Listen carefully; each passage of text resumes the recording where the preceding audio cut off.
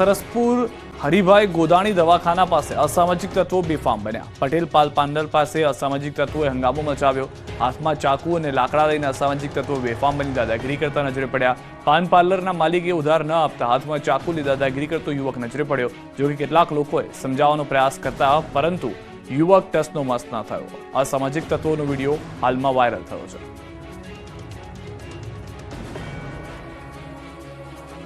ભરૂચમાં અકસ્માત મામલે બે જૂથ વચ્ચે ઝઘડો થયો।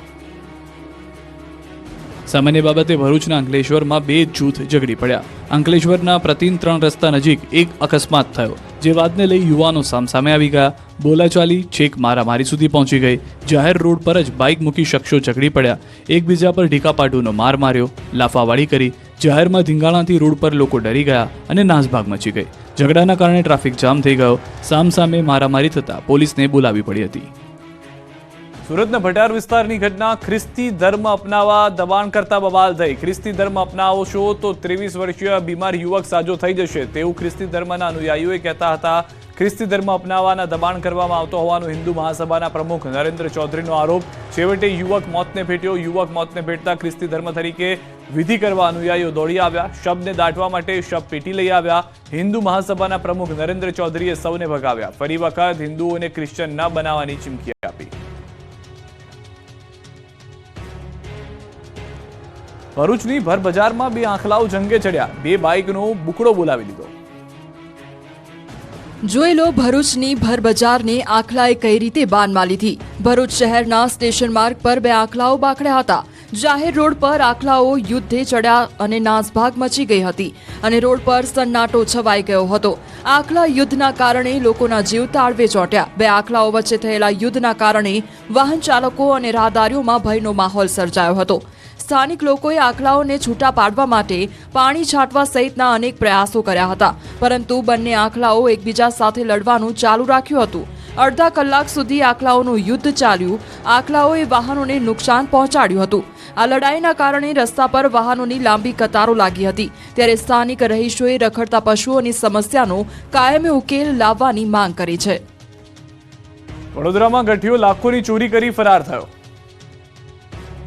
વડોદરામાં લગ્ન સમારંભ દરમિયાન લોકો ફોટોગ્રાફીમાં વ્યસ્ત હતા, જેનો ફાયદો ઉઠાવી એક ગઠિયો રૂપિયા ભરેલું પર્સ લઈને ફરાર થઈ ગયો। કાશીબા પાર્ટી પ્લોટમાં લગ્ન પ્રસંગમાં ચોરીની ઘટનાના સીસીટીવી સામે આવ્યા છે, જેમાં દેખાઈ રહ્યું છે કે લગ્ન દરમિયાન બંને પક્ષના લોકો સ્ટેજ પર ફોટો લઈ રહ્યા છે અને તેમની સામે જ ખુરશીઓ પાસે ઉભેલો એક વ્યક્તિ આ મોકાનો લાભ લેતો નજરે પડ્યો। સફેદ કપડામાં દેખાઈ રહેલો આ ગઠિયો પાર્ટી પ્લોટમાં આવીને લોકોની નજર ચૂકવી પર્સ લઈને ફરાર થઈ ગયો। પર્સમાં રહેલા 1 લાખ રોકડા અને મોબાઈલની ચોરી કરી ચોર તેની હાથમાં પકડેલા બ્લેઝરમાં છુપાવે છે અને ત્યાંથી ઝડપભેર ભાગતો દેખાઈ રહ્યો છે। ચોરીની આ આખી ઘટના સીસીટીવીમાં કેદ થઈ ગઈ, જેના આધારે પોલીસે ચોરને પકડવા તપાસ હાથ ધરી છે।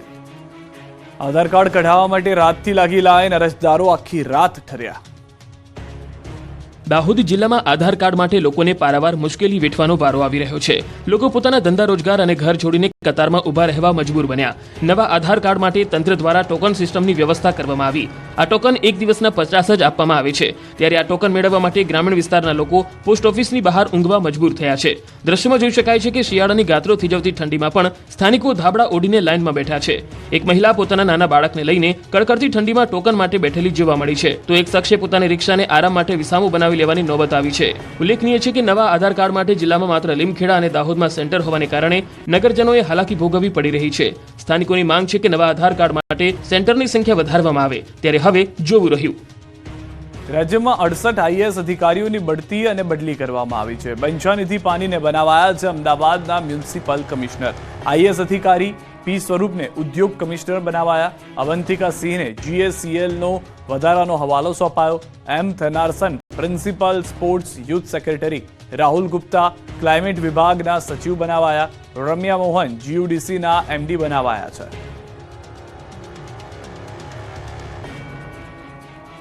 દાહોદથી પકડાયો શંકાસ્પદ ખાદ્ય તેલનો જથ્થો। બલૈયા રોડ ઉપર આવેલ વેપારીને ત્યાં ઉતરતો શંકાસ્પદ તેલનો જથ્થો ઝડપાયો છે। બાલાશિનોરથી આયશર ભરીને આવેલ અલગ અલગ બ્રાન્ડના તેલના ડબ્બા મળી આવ્યા છે। સામાજિક આગેવાને બાતમીના આધારે વોચ ગોઠવી હતી અને વેપારીને ત્યાં જેવી આયશર ટ્રક આવી ત્યાં તેમણે ફતેપુરા મામલતદારને જાણ કરી દેતા ટીમ ઘટનાસ્થળે આવી પહોંચી હતી. આ આયસરની તપાસ કરવામાં આવતા 370 તેલના ડબ્બા આયસરમાં મળી આવ્યા હતા. તો બીજી તરફ આ ઘટનાની જાણ ફૂડ એન્ડ ડ્રગ વિભાગને પણ કરાતા તેલના સેમ્પલ લેવામાં આવ્યા છે અને તેને પરીક્ષણ માટે મોકલવામાં આવ્યા છે. ઉલ્લેખનીય છે કે કેટલાક શખ્સો દ્વારા વધુ નફો કમાવવાની લાલચે આજકાલ ખાદ્ય ચીજોમાં ભેળસેળ કરવામાં આવે છે અથવા તો જે તે બ્રાન્ડના નામે ડુપ્લિકેટ માલ તૈયાર કરવામાં આવતો હોય છે. ત્યારે દાહોદના એક સામાજિક આગેવાની સતર્કતાને કારણે 370 ડબ્બા ભરીને શંકાસ્પદ તેલ મળી આવ્યું છે. બીજી તરફ સુરતથી નકલી ઘીની ફેક્ટરી પણ પકડાઈ છે.